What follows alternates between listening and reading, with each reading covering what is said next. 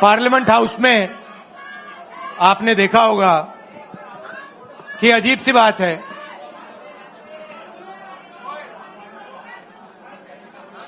BJP की जो पूरी मूवमेंट थी राम मंदिर की, अयोध्या की मूवमेंट थी। सही बात। शुरुआत अडवाणी जी ने की थी, रथ यात्रा हुई थी, उसमें आपने अडवाणी जी को रथ पे देखा था। कहा जाता है कि नरेंद्र मोदी जी ने उस यात्रा में अडवाणी जी की मदद की थी। इनकी शुरुआत वहां हुई, राइट? ठीक है। रथ यात्रा चली और पार्लियामेंट में मैं सोच रहा था कि उन्होंने राम मंदिर का इनॉग्रेशन किया और राम मंदिर के इनॉग्रेशन में अदानी जी दिख गए, अंबानी जी दिख गए, मगर गरीब व्यक्ति वहां कोई नहीं दिखा। आपने देखा होगा, टीवी पे देखा आपने। अब उसका नतीजा बताता हूं। पार्लियामेंट में मैं यहां बैठता हूं, यहां पे अयोध्या के एमपी बैठते हैं। देखा आपने उनका चेहरा? इंडिया गठबंधन के हैं, है ना? मैंने उनसे पूछा कि भैया आप मुझे एक बात समझाओ, ये बीजेपी ने अपनी पूरी पॉलिटिक्स अयोध्या की पॉलिटिक्स थी। चुनाव के पहले इन्होंने राम मंदिर का इनॉग्रेशन किया, राम भगवान को पॉलिटिसाइज करने की कोशिश की, मीडिया में फैला दिया। मैंने उनसे पूछा भैया एक बात बताओ, यह हुआ क्या कि उन्होंने राम मंदिर का इनॉग्रेशन किया और इंडिया गठबंधन अयोध्या में चुनाव जीत गया? यह हुआ क्या? और मुझे जवाब उन्होंने दिया, मैं ये जवाब आपको देना चाहता हूं। उन्होंने कहा राहुल जी, मुझे पता लग गया था, तकरीबन 6 महीने पहले मुझे पता लग गया था कि मैं अयोध्या से लड़ूंगा, और जिस दिन मुझे पता लगा उस दिन मुझे यह भी मालूम था कि मैं सिर्फ लड़ूंगा नहीं, इंडिया गठबंधन अयोध्या से जीतने जा रहा है। मैंने कहा कि आपको कैसे मालूम? पूरी देश में, मीडिया में, सब जगह राम मंदिर का इनॉग्रेशन हुआ, तो आपको कैसे मालूम? उन्होंने कहा कि राहुल जी, जब मैं अयोध्या में लोगों से बात करता था तो मुझे अयोध्या के लोग सिर्फ 2-3 चीजें कहते थे। पहली बात कहते थे कि अयोध्या में मंदिर बनाने के लिए, क्लीन अप करने के लिए बहुत सारे लोगों से जमीन ली गई, बहुत सारे लोगों की दुकानें, घर तोड़े गए, और आज तक जिन लोगों के घर छीने गए, तोड़े गए, दुकानें तोड़ी गई, आज तक उनको नरेंद्र मोदी जी ने कॉम्पनसेशन नहीं दिया। पहली बात। जहां भी वो जाता था लोग उनसे कहते थे हमारी जमीन छीनी गई, सरकार ने हमें मुआवजा नहीं दिया। दूसरी बात, अयोध्या का इंटरनेशनल एयरपोर्ट बना, बड़ा एयरपोर्ट, जमीन किसकी गई? अयोध्या के किसानों की जमीन गई। आज तक उनको सही मुआवजा नहीं मिला। और तीसरी बात इन्होंने बताई मुझे, तीसरी बात, राहुल जी, अयोध्या की जनता को बहुत गुस्सा आया जब उन्होंने देखा कि राम मंदिर के इनॉग्रेशन में अयोध्या का एक भी व्यक्ति नहीं था। यह कारण थे। मगर मैं आपको यह कहानी क्यों बता रहा हूं? क्योंकि जो मूवमेंट अडवाणी जी ने चालू की थी, उस मूवमेंट को, जो जिसका सेंटर अयोध्या था, उस मूवमेंट को इंडिया गठबंधन ने अयोध्या में हरा दिया है। बहुत बड़ी बात कह रहा हूं। मतलब इनका पूरा जो सेंटर था, वहां पे हमने, आप जैसे कार्यकर्ताओं ने, कांग्रेस पार्टी के कार्यकर्ताओं ने, और आप जाके पूछिए वहां पे, समाजवादी पार्टी के किसी भी नेता से पूछ लीजिए और वो आपको बताएगा कि कांग्रेस पार्टी का कार्यकर्ता बब्बर शेर जैसे हमारे साथ खड़ा हो गया था, 1 इंच पीछे नहीं हटा। तो अयोध्या में कांग्रेस पार्टी ने, इंडिया गठबंधन ने इनको हराया है। तो अगला स्टेप क्या है? अब इन्होंने क्या किया? अच्छा, अंदर की बात बताता हूं। अब यहां आया हूं, परिवार से बात हो रही, तो अंदर की इनसाइड ट्रैक बता देता हूं। इनसाइड ट्रैक है, उसी एमपी ने बताया, राहुल जी यहां पे 3 बार सर्वे हुआ था। नरेंद्र मोदी जी वाराणसी से नहीं लड़ना चाहते थे, नरेंद्र मोदी जी अयोध्या से लड़ना चाहते थे। उनके सर्वेयर आए, 3 बार आए, नरेंद्र मोदी जी आए, और सर्वेयर ने उनको कह दिया, नरेंद्र मोदी जी अगर आप अयोध्या से लड़ेंगे, आप अयोध्या में हारेंगे, आप अयोध्या में मत लड़िए, क्योंकि अगर आप लड़ गए, आपका राजनीतिक करियर अयोध्या में खत्म हो जाएगा। इसलिए अयोध्या से नहीं लड़े, वाराणसी से लड़े। और वाराणसी में हमने 1-2 छोटी गलती कर दी, नहीं तो वहां उनको निपट लेते हैं। मतलब आप देखिए, अयोध्या में उन्हीं के लोगों ने उनसे कहा कि हारोगे, और काशी में कितने से जीते? 1 लाख वोट से जीते। मतलब जान बचा के निकले हैं। सच्चाई है। जैसे मैंने पार्लियामेंट हाउस में कहा, हमारा काम, ये जो लगा रखा है मैंने आज, ये जो चिन्ह लगा रखा है, इसको क्या कहते हैं? अभय मुद्रा कहते हैं। ये आपका चिन्ह है, इसको भूलो मत। आप आज वापस जाओगे,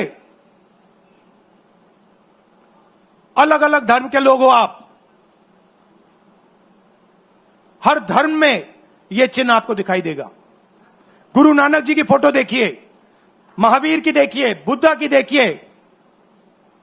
इस्लाम में भी, जैसे मैंने पार्लियामेंट में कहा, दुआ मांगी जाती है, दोनों हाथ से ऐसे मांगी जाती है। आप शिव जी की फोटो देखिए, उसमें आपको यह दिखाई देगा। और इसका मतलब है डरो मत, डराओ मत। और मैं आपसे यहां कहने आया हूं, इन्होंने आपके ऑफिस पे, आपके कार्यकर्ताओं पर आक्रमण किया है। अब आपको डरना नहीं है, डराना नहीं है। इन्होंने हमारे ऑफिस पे धमकाकर, ऑफिस को तोड़कर हमें चैलेंज दिया है। चैलेंज क्या है?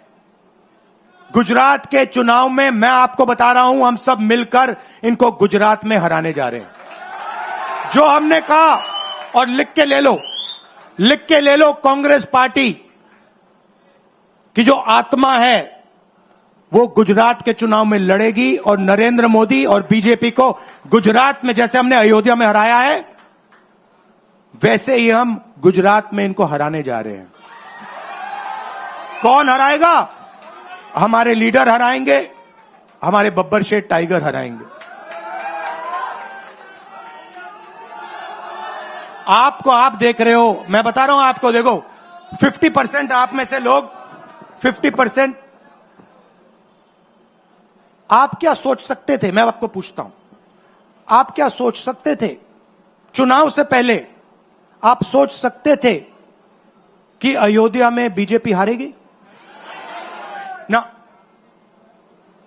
आप सोच सकते थे कि नरेंद्र मोदी से जान बचा के निकलेगा? मतलब मार्जिन ऐसे तुक्के से निकलेगा, सोच सकते थे? मैं आपको बता रहा हूं, जैसे ये अयोध्या में हारे वैसे यहां पे हारने जा रहे हैं। आपको सिर्फ एक काम करना है, एक काम करना है आपको सिर्फ गुजरात की जनता को सिर्फ एक बात बोलनी है, आपको डरना नहीं है। बिना डरे अगर आप बीजेपी से लड़ गए, चाहे आप किसान हो, मजदूर हो, छोटे व्यापारी हो, अगर गुजरात की जनता बिना डरे लड़ गई, बीजेपी सामने नहीं खड़ी हो पाएगी। दूसरा उदाहरण देता हूं, आप कांग्रेस पार्टी को जानते हो? हमारी पार्टी में कोई डरता है? कैसे मालूम?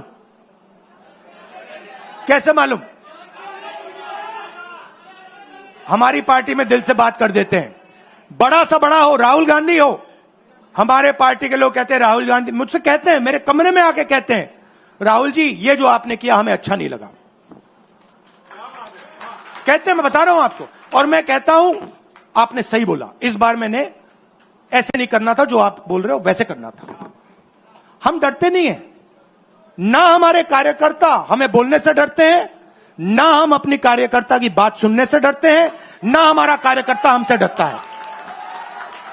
अब देखिए, मैं आपको रियलिटी बता रहा हूं, बीजेपी में नरेंद्र मोदी बैठे हैं, उनकी पूरी टीम बैठी है उनके सामने।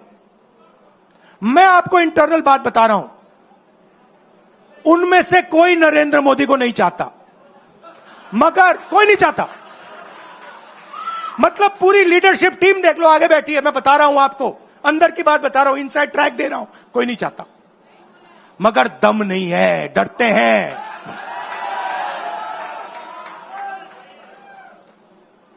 अगर नरेंद्र मोदी जैसा लीडर कांग्रेस पार्टी में होता, पूरी कांग्रेस पार्टी खड़े हो जाती, कहती है नहीं हम डरते नहीं है, हटो यहां से। मगर उनकी पार्टी में दम ही नहीं है, उनके कार्यकर्ताओं में दम नहीं है। आप देखो ना, एक आदमी खड़ा है वहां पे, सबकी हवा निकल गई, मतलब कार्यकर्ताओं की हवा निकल गई, आरएसएस की हवा निकल गई, सारे लीडर्स की हवा निकल गई। सच बोल रहा हूं ना। और हमारे मतलब छोटा कार्यकर्ता होता है, टाइगर होता है, आता है कांग्रेस प्रेसिडेंट के सामने, आता है राहुल गांधी के सामने, आता है, कहता है भैया मेरे दिल में ये बात है, आपको ना लगे मैं तो बोल रहा हूं। तो ये है कांग्रेस पार्टी। अंग्रेजों के साथ ये खड़े हो गए थे सारे के सारे आरएसएस वाले। हम लड़े थे,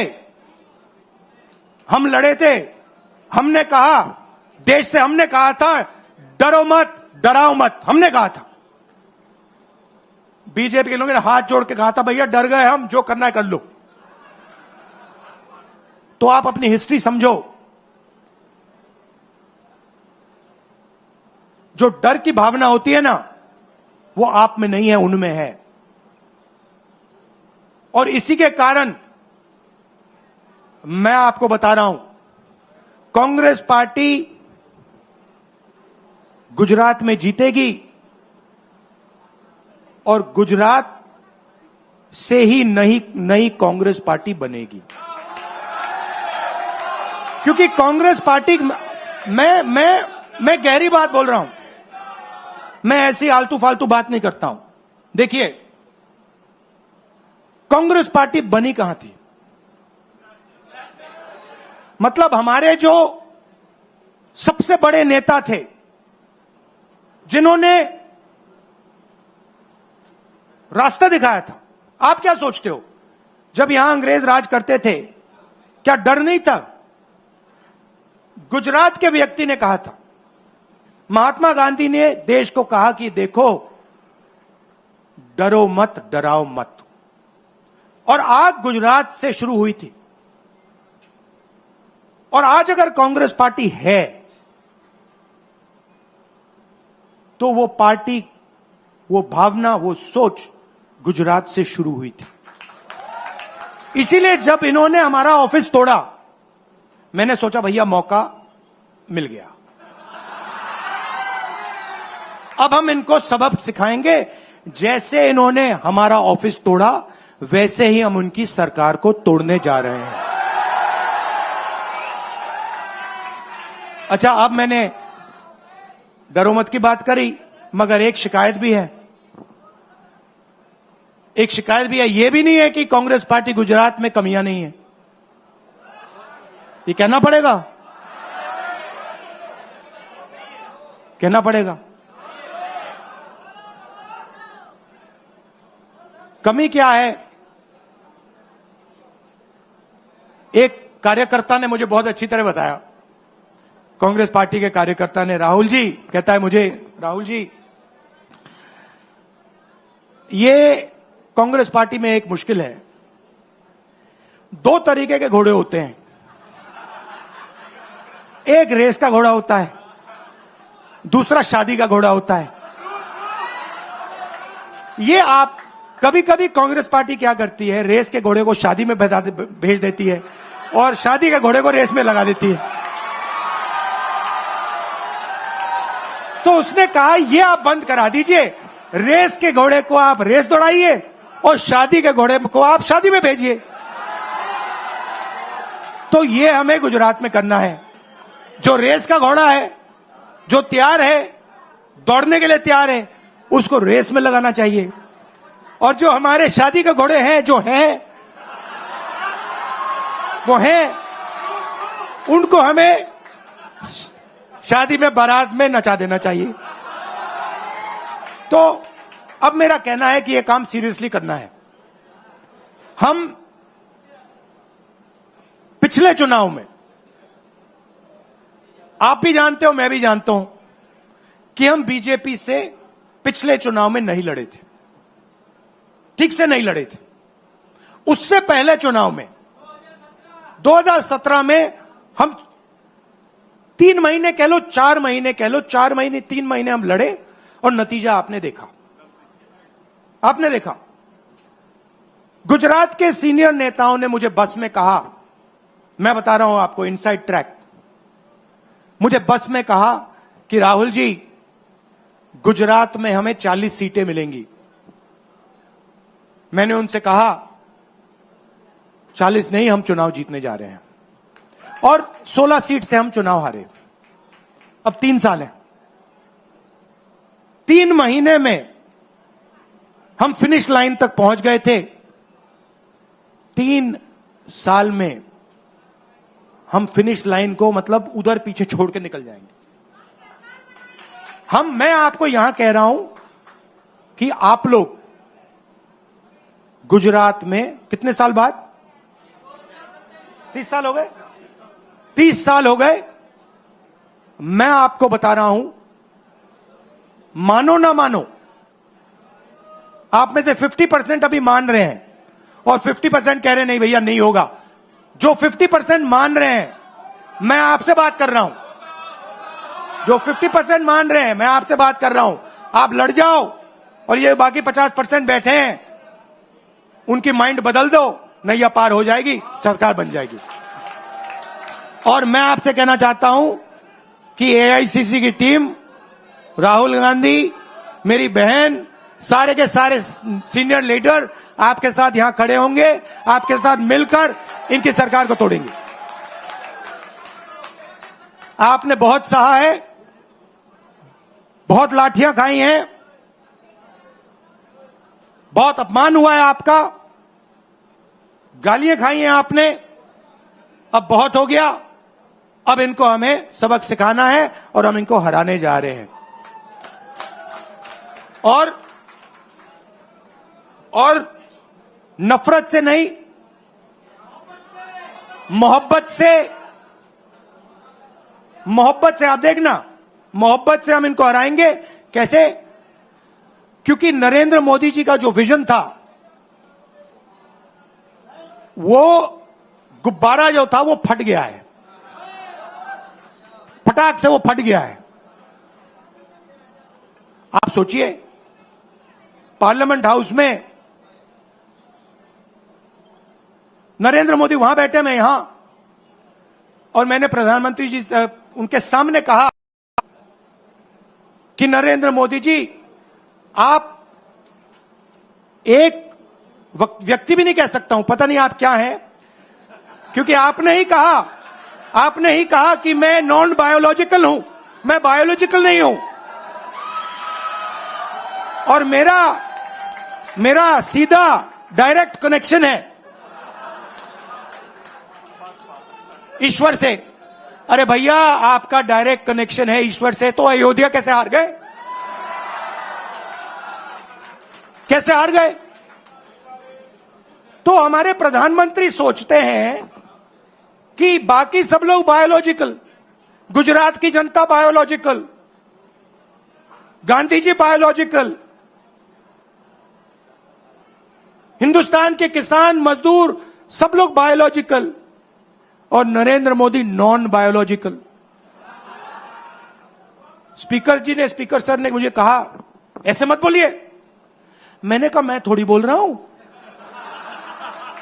ये तो प्रधानमंत्री बोल रहे थे, मैं तो उनकी बात कर रहा हूं। स्पीकर बिल्कुल चुप हो गए। बात तो सही है, बात तो सही है, ये राहुल गांधी के शब्द थोड़ी है, ये तो हिंदुस्तान के प्रधानमंत्री के शब्द हैं, नॉन बायोलॉजिकल। अब सोचिए, वो व्यक्ति जो अपने आप को नॉन बायोलॉजिकल समझता है और देश की जनता को बायोलॉजिकल समझता है, कि मतलब मैं यहां और बाकी जनता वहां, वो गुजरात को विजन कैसे दे सकता है? जो किसानों का दर्द नहीं समझ सकता, मजदूरों का दर्द नहीं समझ सकता, डायमंड इंडस्ट्री में जो काम करते हैं उनका दर्द नहीं समझ सकता, नॉन बायोलॉजिकल व्यक्ति वो गुजरात को कैसे रास्ता दिखा सकता है? नहीं दिखा सकता। तो अब आपका काम है गुजरात को विजन देना, गुजरात के युवाओं को, किसानों को, मजदूरों को, माताओं बहनों को विजन देना कि भैया हम आपके लिए ये करने जा रहे हैं। आपने हमारा मैनिफेस्टो देखा? हिला के रख दिया था बीजेपी को, आपने देखा? वैसा मैनिफेस्टो बनाना है गुजरात के लिए। गुजरात की जनता से मिलकर 1 लाख लोगों ने हमारा मैनिफेस्टो बनाया था। वैसे ही हम गुजरात में लाखों लोगों से पूछकर अपना मैनिफेस्टो बनाएंगे, गुजरात को विजन देंगे, और फिर चुनाव पूरा दम लगा के लड़ेंगे, और यहां इनकी जो सरकार है उसको तोड़ के हटप्परे कर देंगे। आप सबका दिल से धन्यवाद। आखिरी बात मैं कहना चाहता हूं, यहां जगन्नाथ यात्रा हो रही है, आप सबको और जो यात्रा में भाग लेंगे आप सबको शुभकामनाएं देना चाहता हूं, और दिल से प्यार देना चाहता हूं। आप सबका दिल से धन्यवाद, नमस्कार, जय हिंद। अभय मुद्रा, डरो मत, डराओ मत।